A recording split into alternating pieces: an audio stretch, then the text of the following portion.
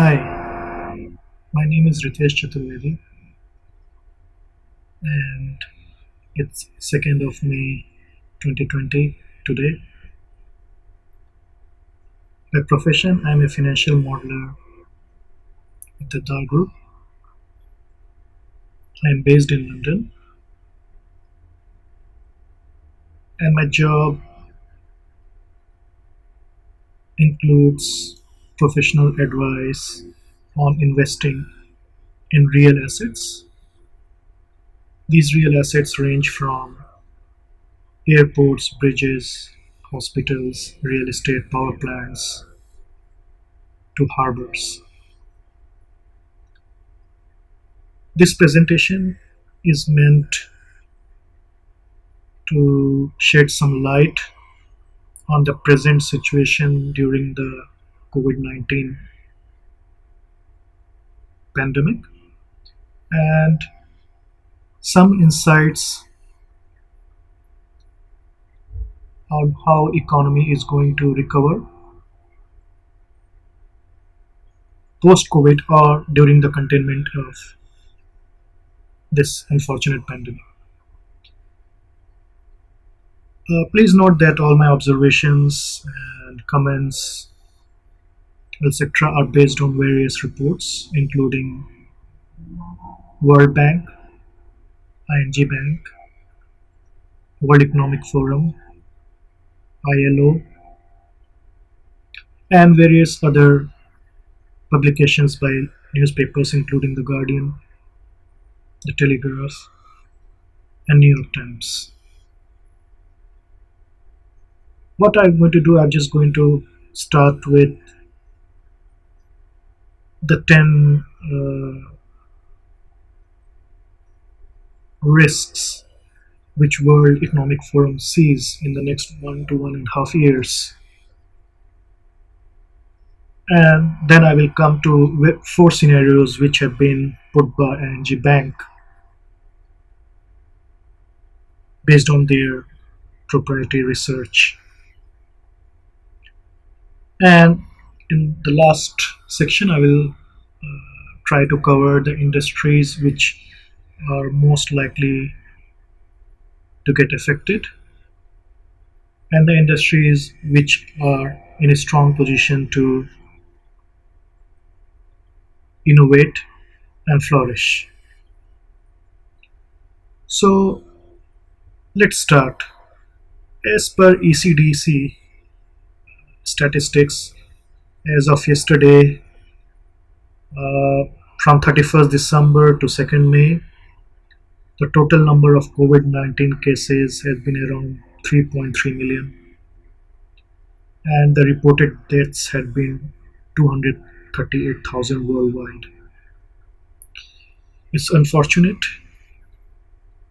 May the souls of the patients who have passed away and the ones who are in the hospital and the ones who are not in hospital but suffering from the pandemic by health and also going through mental stress. Peace to them, peace to their families. Saying that, let's come to the next 10 trends or risks based on World Economic Forum.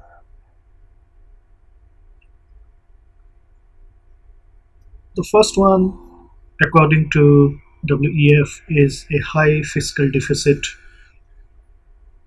at the national level, which can go up to 10% of the GDP for some of the countries.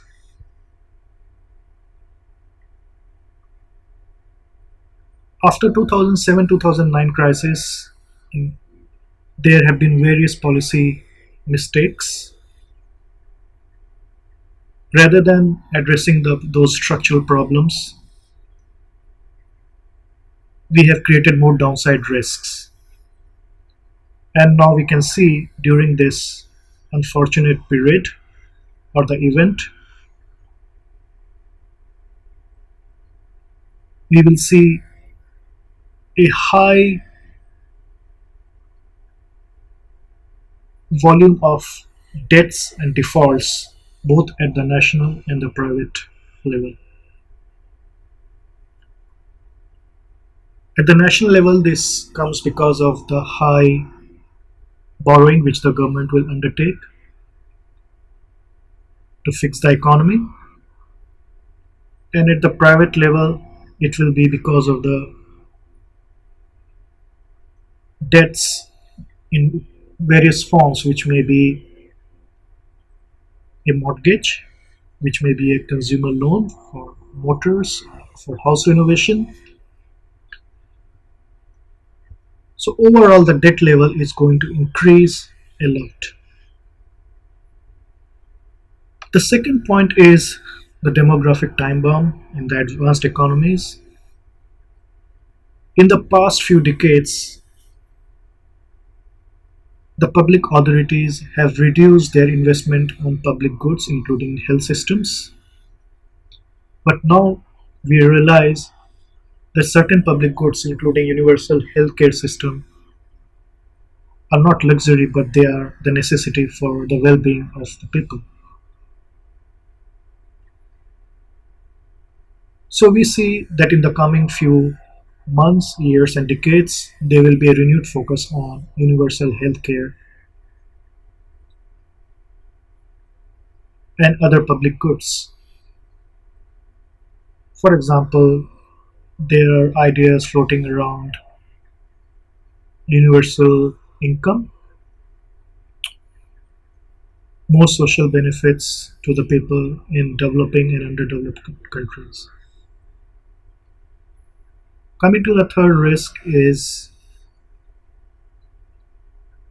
there is a high risk of deflation. In addition to creating a deep recession, this crisis has also created a massive slack in goods. For example, there are unused capacity in the factories in terms of machinery and the labor. There has been a huge upsurge in labor markets, particularly the mass unemployment. And we have also seen a big collapse in commodities, for example, oil and industrial metals. All this makes deflation highly likely and increasing the risk of insolvency for the corporations, for small businesses, and at the individual level. The fourth factor which we are coming, which is related to the previous point of deflation, is the currency debasement. The central banks around the world are trying to contain deflation and head off risk of high interest rate, and this high interest rate is because of the high buildup of the debt. Monetary policies will become more unconventional and far-reaching. So WEF suggests that in the short term, government will need to run monetize fiscal deficits to avoid depression and deflation. But over time, it is forecasted that accelerated deglobalization and renewed protectionism will make stagflation inevitable anyway. The fifth issue is the broader digital disruption of the economy. Millions of people across the world have lost their jobs, and many more are going to lose their jobs as this pandemic progresses or stabilizes.